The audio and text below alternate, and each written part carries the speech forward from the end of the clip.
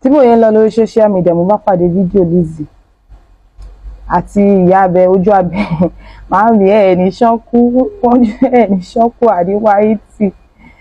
ní dírá dáadáa bí Lizzy lágbára Ọlọ́run ògo yìí ò ní wọ́kùn ṣé rí ìyá ìwà evidence bọ́ta evidence yẹn dẹ̀ lọ fà Lizzy ayé ẹ̀ ti bàjẹ́ o sọ́rọ́gẹ́tì ló gbé sọ́rọ́gẹ́tì ló ṣe mo mọ̀ náà torí kò sí tó ṣe fẹ́ jẹ́ èèyàn ò lè ní oyún kó gbé oyún kó jìyà oṣù 9 kó dẹ̀ bímọ yẹn kó dẹ̀ máa gbọ́mọ lọ́mọ ṣépè. ẹ̀yin èèyàn wa arábìnrin yìí ó tún ń gbèjà ojú abẹ ó bú Lizzy gidi gan nínú fídíò tí ẹ̀ ń wò yìí ẹ̀yin èèyàn wa kí ló ń ṣẹlẹ̀ báyìí kí ló ń ṣẹlẹ̀ ẹ̀yin èèyàn wa ẹ fi ara balẹ̀ kí ẹ gbọ́ láti ẹnu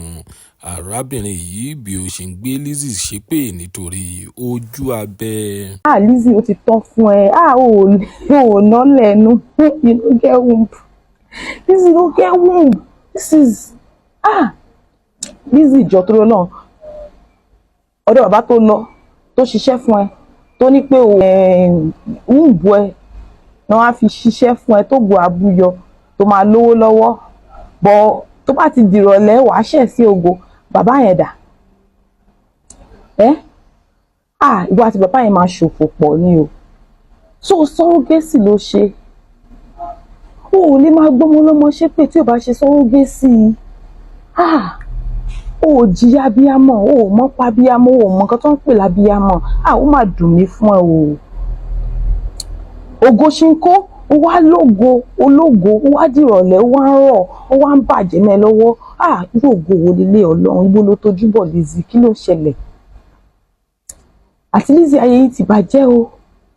àti Lizzy ẹ̀ mọ̀kán tẹ́ ẹ ṣe o kí la fẹ́ ṣe báyìí kí nìkan tá a fẹ́ ṣe ṣé a máa wo yín ìran náà ni àwa nífẹ̀ẹ́ yín láti ilẹ̀ ìgbà pé yíwọ́ la padà lẹ́yìn yín ìgbà tí nǹkan yíwọ́ fún yín lẹ́yìn gan yíwọ́ fún gbèsè ayé yín ńlá padà lẹ́yìn yín àríkẹ́ ìwọ tó gbé oyún sọ́rọ́gẹ́sì àríkẹ́ ó gbé oyún sọ́rọ́gẹ́sì wọ́n ti lo àríkẹ́ mọ́gbà wọ́n ti gbògo àríkẹ́ Lizzy kò dáa èyí ò lè ṣe ilé ayé báyìí kó kẹ́mi ẹ̀gùn èyí ò lè ṣe ilé ayé báyìí kẹ́mi ẹ̀ já sí rere èmi ẹ̀ máa já sí kólóbó ni Lizzy I'm so sorry for this situation so na surrogate you no carry belle yourself you no born pikin you okay so gbárìgì lọ Canada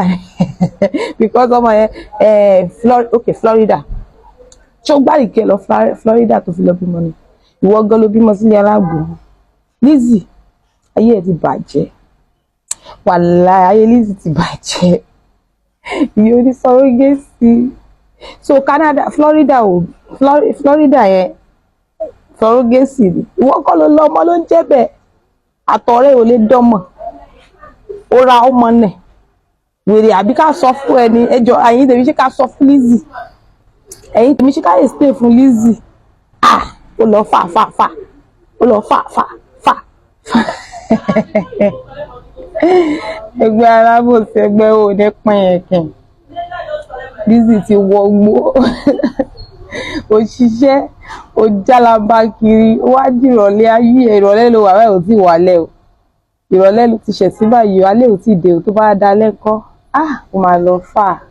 àwa ti social media wà active láti wọ̀ sí ẹ̀ o torí àwọn ohun tójú bọ̀ nǹkan tí ò bá kàn wá o à ń lọ ọ̀dọ̀ babaláwo àdúrà là ń gbà tádúrà wa fi ń gbà torí ìyá ojú abẹ ni torí gbèsè ayé wọn so soft so clean so beautiful as young ìyá yẹn wọn ni mo pé ìyá yẹn ti wọ woman yẹn máa ti wọ 50 woman yẹn máa ti wọ 50 ìyá yẹn sọ débi pé 30 people will come out táwọn ti fún wọn 1 million Ọlọ́run kíkẹ́ mi náà ráàánú gbà kí ti ẹgbọ́n 1 million mẹ́wàá yìí ó tọ́nù ayé Lizzy máa bàjẹ́ lórí social media ẹ ti má gba 1 million níbo màmí ojú abẹ kí ni wáyé tì ẹ pọ̀ léèyàn ẹ ní sọnù Lizzy gbogbo ẹ làwọn máa fi gbéra ní péjì wa wàhálà ti máa ṣe fídíò Lizzy nìkan ló máa ń lọ fà fídíò Lizzy ní péjì mi ló máa lọ fájù. Ẹ̀yin tèmi ẹ máa bá mi láìkì, ẹ máa bá mi kọ́mẹ̀tì. Lizzy ò ní sinmi, Lizzy ò ní gbádùn. Lágbára Ọlọ́run ogun tó ń ja Lizzy kò ní dáwọ́ dúró. Ṣẹ́rí pé tó ń ṣe òun ló ń jà fún. Èpè yóò jà fáwọn ọmọ yẹn wàláì, kò jà fáwọn ọmọ ọlọ́mọ, òun ló ń jà fún. Ó dẹ̀ rùn lórí ẹ̀. Kọ́lọ́ ṣàánú ayé o, iye gbàgbà.